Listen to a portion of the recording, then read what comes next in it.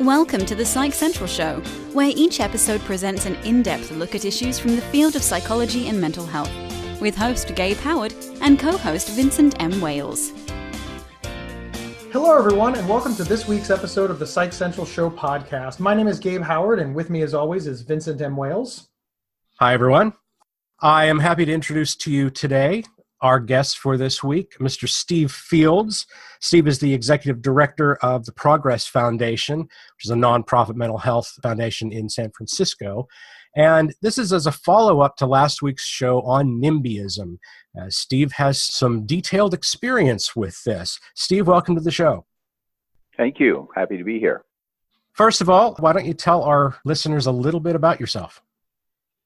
Well, I guess myself and Progress Foundation are kind of aligned because I started work there as a 22-year-old 48 years ago, and I'm still here. So Progress Foundation was a part of the enthusiastic community-based response to what was supposedly a deinstitutionalization policy, and I started working in a halfway house as a non-mental health person at all. I was a community activist and political person looking to do something in the community. So I linked up with this brand new halfway house, as we called them back in the old days, and started working there and got so interested in what I felt was wrong as an arrogant young person with the mental health system that I kept staying and trying to do different programs and trying to do things that I thought was addressing what I saw as the major problem, which is we institutionalize way too many people in this country because of their diagnosis of a mental illness, and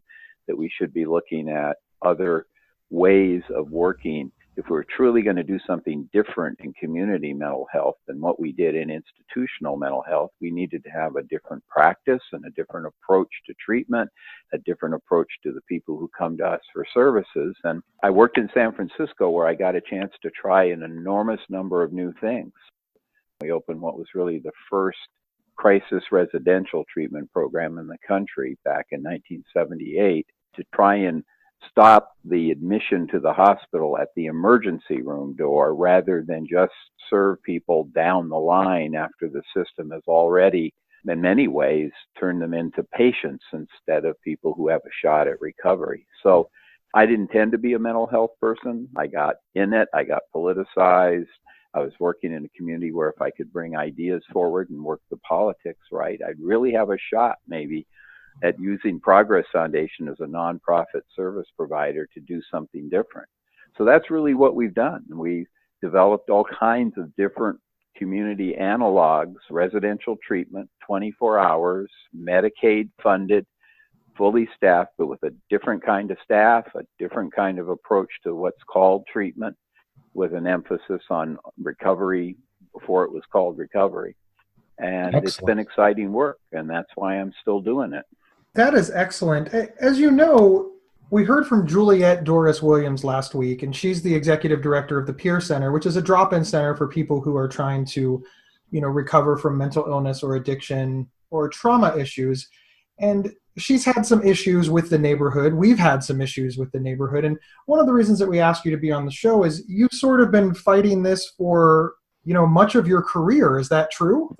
That's certainly true. So you've become somewhat of an expert on this. Yeah, by necessity, I guess. Yeah. In last week's show, we explained exactly what NIMBY is, and for those of you who have not listened to that show yet, shame on you. But here's basically what it is. NIMBY stands for Not in My Backyard, and it's basically an attitude where a community or even just an individual does not want a particular thing in their neighborhood. Could be a mental health care center, for example, could be a nuclear power plant, could be a strip club. It's this situation where they don't want that in their neighborhood, but they'll say, hey, move it on down a couple of miles, that'll be fine. So Steve, give us your views on NIMBYism, please. I think it's an acronym that registers with a lot of people about the status of a condition where people want to have services for people, but they just don't want it near them. But I have kind of rejected NIMBY and NIMBYism because sometimes it polarizes people immediately. Because the thing I've learned the most in my work was that if you approach what you're facing from a more generic and almost political world, which is you're not making judgments, you're just saying, I'm going to be dealing with community opposition, then you don't make the mistake of missing what the real issues might be for some people that help you win over support, peel off opposition, and probably even more importantly, I've learned over the years, hold on to the political support you need to be able to get a program open, whether it's through a conditional use process or something else, because ultimately planning commissions and boards of supervisors can make all the difference in whether you continue to have your program open or whether or not you never get your doors open.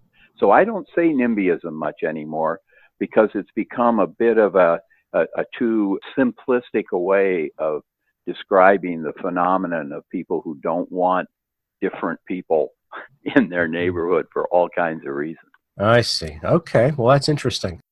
Now, I know that you listened to last week's show with Juliet and know about the problems that she experienced with the Peer Center. What are some of your observations about that incident? Yeah, it was really hard to listen to. And she's gone through a lot, and the ending was really kind of inspirational in terms of her sense of, not giving up and looking for a way to keep the center going without having to have that kind of behavior, close it. I know Columbus, Ohio is not San Francisco, California, although we've opened programs in Napa, which was there when we opened them, was a state hospital community that didn't want any community programs. So I'm used to the very sometimes depressingly angry and ugly attitudes that people will bring into their opposition to a program being opened. And I have not had a program that was struggling to run and serve individuals in the community while the community opposition or the people in that neighborhood were acting the way those individuals in an organized kind of way, was the impression I certainly had, to try and harass this service and the people who use it into getting out of their neighborhood. What I heard happening to the center was almost a legal definition of harassment. Almost. And I kept thinking as I was listening to it, without the advantage of, of being in that moment and in that political environment, that this needed a legal response. It needed a political response. It needed, because what's going on here isn't acceptable under ADA, under anything else. And then that would have been what I would be consulting with, to say, no, you're going to stay here and you're going to fight this. But I don't know the indigenous conditions that she was struggling with. To shine a little light on this, it's not that they didn't want to fight. It's that, of course, fighting is expensive. Legal battles are expensive. And as you know, as an executive director, your time is very, very valuable. And I know that she wanted to fight. I believe she said she wanted to be a social justice warrior and just, attack on all fronts. But the reality is the neighborhood had, time, energy, effort, and money that unfortunately a nonprofit doesn't have, which kind of leads me into my next question. It seems like a nonprofit would be easy to bully because of their lack of funds and resources. But clearly nonprofits thrive and survive. What suggestions do you have in that situation? The experience I've had over we really sort of had our first community opposition event in 1973 when we were opening a program. We'd already had programs open for a couple of years, but community mental health was so new they didn't even have use permits that would describe what we were trying to do. And so suddenly, of course, when the politics of a community discover things, they start putting their own framework on it. So my first community opposition meeting was in 1973. And the most recent one I had was in 2008. I've opened 15 programs in San Francisco, another 3 in Napa, and another 3 in Santa Rosa, Sonoma County. Every single one of them from 1973 to 2008 received community opposition. Strong, angry, righteous.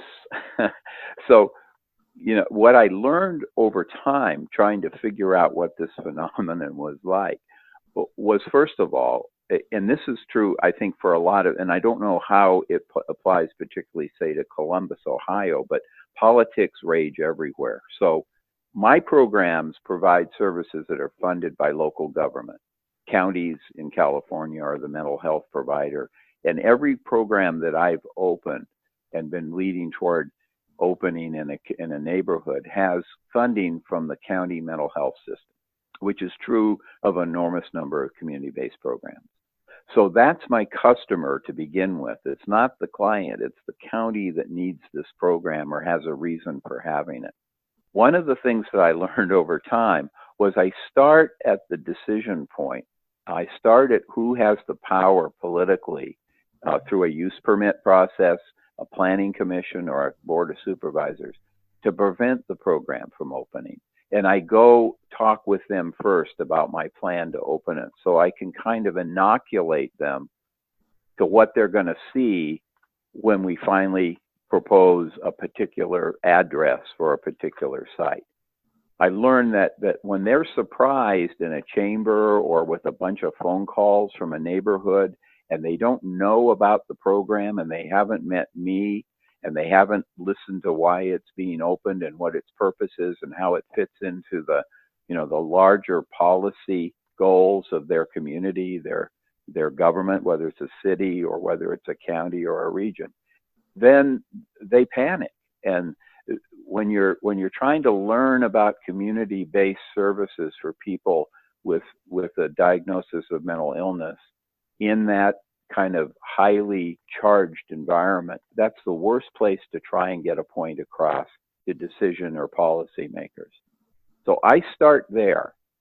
I get their advice on what part of the community would be the best, and then I make my case for why we're not going to put all of our programs down in one poor neighborhood, and we get a chance to dialogue before I brought them an actual proposed site. I like to joke about the fact that after opening these 15 programs in San Francisco, I've never picked the right street.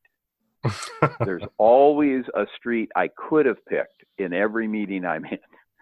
We love what you do at Progress Foundation. We know these poor people need the support and help, but you just picked the wrong block, and it's always the case. So I understand that I'm never going to eliminate opposition, but I have to approach their opposition in a way where I narrow it down to the kinds of people that were harassing the center in Columbus, Ohio. Because when you have your first meeting of a neighborhood, and that's when the most angry, frightened people show up, there's a lot of those folks that just want to hear answers. And if I'm already thinking that they're bad people because they're opposed, I'm going to say the wrong thing. I'm going to polarize the discussion.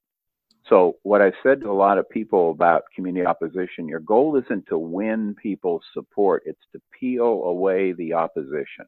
Take it on face value that if they say they're worried about the traffic you're going to create, because people always dissemble and pick an issue because they don't want to say until they have to, we don't want these kind of people around. So you address traffic, you address parking, you address garbage, you address noise, and you answer the question straight up until pretty soon people who are just worried or concerned will go away, and then you're down to half the people. And pretty soon you start narrowing it down. And almost every time I've gotten to a place where the people in front of the planning commission or the board of supervisors will stand up and say, we just don't want these people in our neighborhood. We don't think they belong here. And then I've won, because the board of soups has already been preconditioned for what's illegal to deny any kind of facility or program in the community simply because of the disability of the people that might use it, because ADA is protective. There are a number of fair housing laws that you can draw. There's a whole legal framework that protects and puts a county or a jurisdiction in liability danger if they turn something down for reasons of discrimination. This episode is sponsored by BetterHelp.com. secure, convenient, and affordable online counseling. All counselors are licensed, accredited professionals. Anything you share is confidential. Schedule secure video or phone sessions, plus chat and text with your therapist whenever you feel it's needed. A month of online therapy often costs less than a single traditional face-to-face session. Go to betterhelp.com/psychcentral and experience 7 days of free therapy to see if online counseling is right for you. betterhelp.com/psychcentral. The next question that I have is, in all of your years, are people just really this, I mean, I hate to ask it this way, but are people just really this mean? I mean, what you described was somebody just stood up and said, I don't want these people in my neighborhood. I mean, I'd like to think that that doesn't exist, but I know that it does. But is it really coming from a place of just anger and or is it? I mean, give us some hope here. I mean, yeah. I don't believe communities are this mean. I think it's fear, Gabe, don't you? I mean, I do think it's fear, but what makes people this fearful of sick people? Well, you know, one of my working theories, which I'll throw out on the show, which is, you know, is that, and this is what generates this issue that's called NIMBYism, and that as a general phenomenon, you see it, is that some of the people who produce the most stigma on serving individuals with a mental illness diagnosis in the community are the providers themselves. So it's not meanness, it's also a kind of ambivalent attitude that pervades a lot of the mental health service systems about the very people that we're trying to serve. And so when you have eminent psychiatrists and eminent mental providers playing on the fact that we've closed too many hospital beds because there are too many dangerous people out in the community, and they're seen as the experts and they validate that fear, then fear is definitely there. There's probably the most distorted idea about what individuals are like is visited upon people who have a mental illness diagnosis. It gets all the way from the National Rifle Association playing the mentally ill card to avoid their responsibility for their gun policy and practices. So people are constantly equating, as we know, and it's going on in popular media and in the news, mental illness with violence all of the time. So you start with a basic fear. I had a meeting in Santa Rosa on a new crisis residential program just 4 years ago. And the neighbors in that community, which was a fairly upscale community in Santa Rosa, came to the neighborhood meeting. And the first question I was asked is, can you guarantee to me that if my grandchild who's visiting me walks by this house, that he won't be kidnapped or murdered by one of your clients? This is 2012 in California in Santa Rosa, because they kind of, the 12 people in the room were so fearful. They just didn't want to take the risk. And so I don't think it's ugliness, although there are people like that. I agree with the idea that it's fear because it's the unknown for them. By letting this program be there or by acceding to its location, it's all risk from their point of view. And the job of service providers like me and others is to try and narrow the number of people that will not let go of that fear, because I don't think I've ever eliminated it exactly. Here's the story in California, and I know Vincent may have heard me say this in a couple of meetings I've been in. You know, back in 1973, it was even more astoundingly negative environment just to try and get a program in a community. These were people who just expected all of the mentally ill to be in state hospitals, and you never had to deal with them. But over time, California has probably opened several hundred residential treatment programs all over the state. Almost every one of them in various counties received opposition from the neighborhood they wanted to locate in. Every one of them had to go through a process where they eventually were able to get the permission to open the program. And I don't know of a single residential treatment program that has been closed in any, and I stay in touch with the statewide organization of nonprofits that provide these services, has ever been closed after it was opened. And I think one of the great untold stories about what's seen as NIMBYism and as community opposition is that we have a case now of 40 years of community mental health in California, where we've been, and Ohio is famous for having a vigorous community mental health system of care. A couple of governors who were in the leadership of developing that. But we don't tell that story. It's like every time someone opens a new service or brings a new program to a neighborhood, it's like we're starting all over again.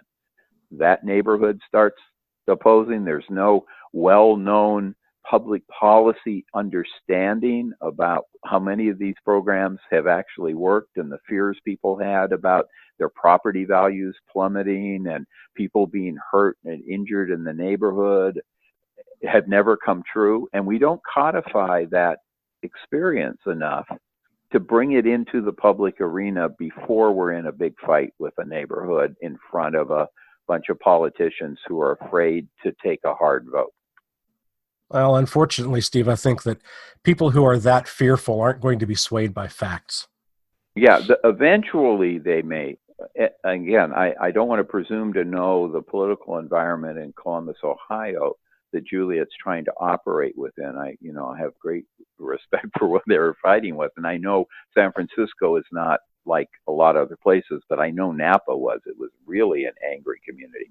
It's still a matter of persistently addressing legitimate concerns, keeping in mind the fact that the political system, the public policy people, whether they're planning commissioners or members of the board or mayors of cities, eventually are caught between the potential for a lawsuit around ADA issues or federal fair housing laws, which are on the books and are very explicit about people with disabilities being protected in these laws, that they're caught between not being able to turn something down or drive it out of a neighborhood, not because of the behavior that's going on, but because of who it is that's using that service. They're caught between that knowledge, which puts a jurisdiction in strong legal liability, and the small number of people who stay opposed. Now, I know when Juliet was talking about having the open house and the thing, I thought, I've done things like that. I've had neighbors go visit other programs. And what I've done is generally engaged people before and seen who stops coming as opposed to who stays opposed. I don't see it as a negative story. I mean, I have my neighbors now of my 15 programs in San Francisco don't know we're there even. To me, that's a great outcome. I don't need them being vigilant and wondering. We've gone through a process with each program of the people that lost the battle start drifting away. The people in very rare instances that have continued to be aggressive and harassing, we use the political structure and the legal structure to keep them away. And that's happened maybe in less than a half a dozen times. And we end up being integrated into a neighborhood, and then we're there. And then people are good neighbors. There's a lot of people opposed to programs who, if you can break through what their reason is for opposition, and there are some legitimate ones, and answer their questions directly, give credit to the fact that they're worried and wondering about what might happen here, and talk to them and not try to judge the fact that they don't know that much about mental illness. They don't know that much about the kinds of individuals that are coming to services. Most of them give up and go away. They're not going to become your best friend, but they're going to say, okay, it looks like this agency knows what it's doing. They have a record. They've given us the phone number to call whenever there's a problem. And that's the very same process the political people need to hear in order to be comfortable voting to support a program where some of their own neighbors are in the audience yelling, this place shouldn't be here. I've told a lot of people, including my wife, the time I feel the worst in the work that I've done has been after some of these community meetings. I just want to quit and say, what am I even doing this for? I imagine so. And then I have to remember I can win this. I just need to win it. I need to show enough support politically and to back them down and win this. And I've never had to go to another site like Juliet had to do, but I could imagine that having to be in the equation of winning. But what I would like, what I would like to be able to talk to her about, and how do you start building political support around what you're doing so that you're not alone in this fight, that there's a bigger audience that's looking at this behavior and helping you persevere.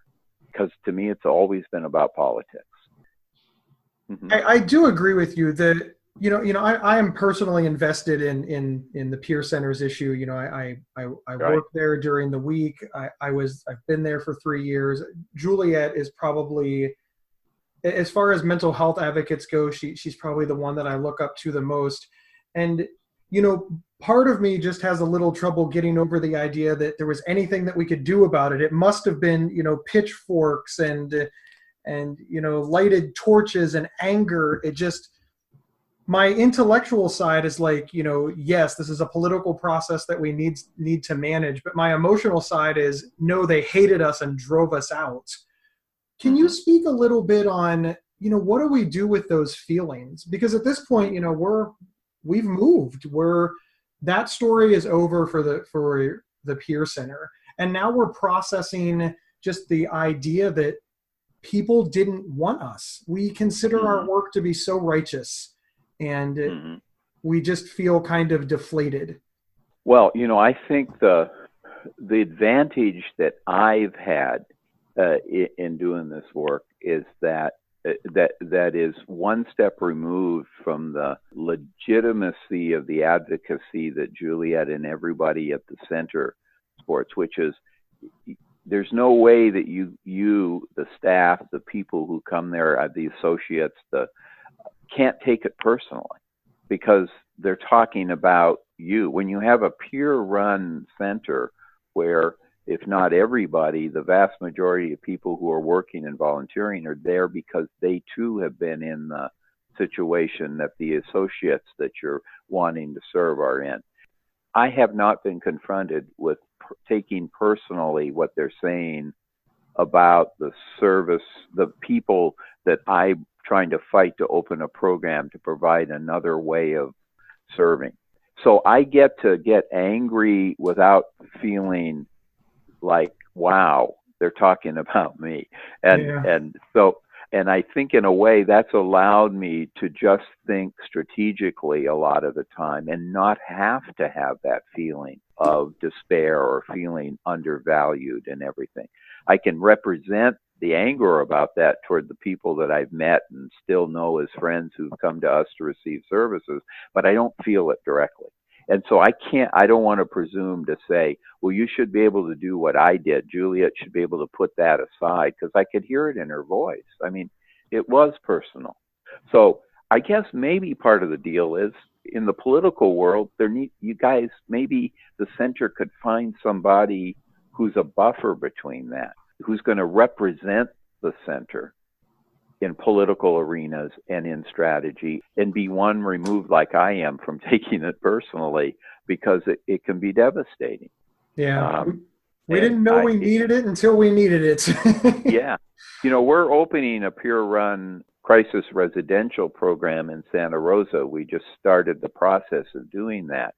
And actually, it's an interesting experiment, because there's so many complications involved with getting the program open. When it's open, it'll be staffed by and run by people with lived experience across the board in this program. And that's something I've never done at Progress. We've hired, as the term has been, consumers.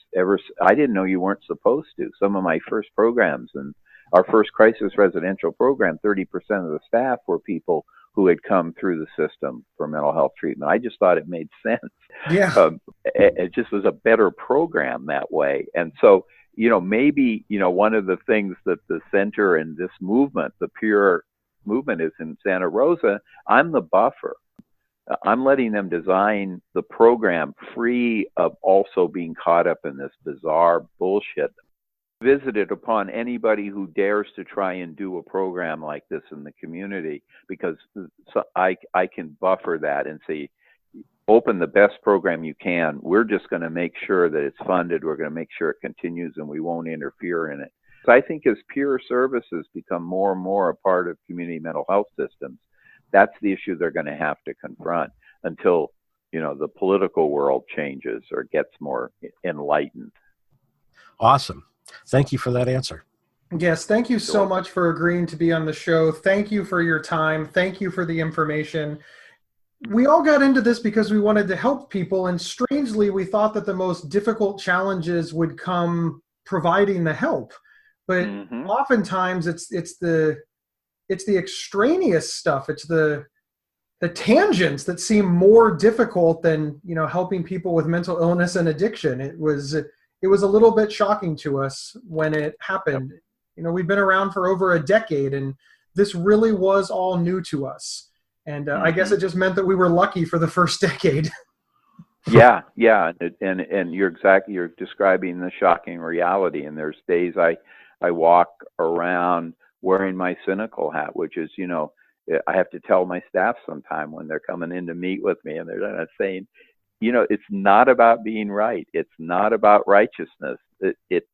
That's what happens every day when you're with the people who are there and hurting and looking for help and services. That's the righteousness. But in the world outside, it's kind of like an organ that is being transplanted and rejected by the system. It hasn't embraced the values that most of us talk about. And we walk that line because community mental health is only 45 years old for all intents and purposes. And I have to remember that's kind of new, given, how much this culture is built around fear and I got mine and sharp division. So yeah, I sometimes just say, just to be cynical, saying, look, it's about money. Whatever it's about on some level, it's fear and money. And the righteousness doesn't make it work. It makes the services work, but not the politics. They don't care. And that's just fine with me, because then I can meet them on their ground by giving them what they do care about to protect the services from having to suddenly get cynical or make compromises and be different. I think that's why I've loved this work as long as I have, because I've just always liked being in that kind of an arena. But if the programs that Progress is able to provide didn't look the way they do, if I wasn't as proud of them as I am, I'd have burned out a long time ago. I hear that. Steve, thanks again for being on the show with us. The time just flies, but we have to wrap things up now. I understand. It's been fun. Thank you, everyone, for listening. And remember, you can get 1 week of free, convenient, affordable, private online counseling anytime, anywhere by visiting betterhelp.com/PsychCentral. See you next week. Thank you for listening to the Psych Central Show. Please rate, review, and subscribe on iTunes or wherever you found this podcast. We encourage you to share our show on social media and with friends and family. Previous episodes can be found at psychcentral.com/show. PsychCentral.com is the internet's oldest and largest independent mental health website. Psych Central is overseen by Dr. John Grohol, a mental health expert and one of the pioneering leaders in online mental health. Our host, Gabe Howard, is an award-winning writer and speaker who travels nationally. You can find more information on Gabe at gabehoward.com. Our co-host, Vincent M. Wales, is a trained suicide prevention crisis counselor and author of several award-winning speculative fiction novels. You can learn more about Vincent at vincentmwales.com. If you have feedback about the show, please email talkback@psychcentral.com.